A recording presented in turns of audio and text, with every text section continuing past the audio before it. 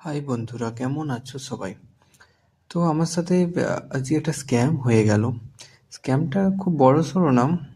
আমি ভাবলাম আজকে খুব কম পার্সেল আছে, খুব তাড়াতাড়ি আমি ডেলিভারি করে চলে যাব।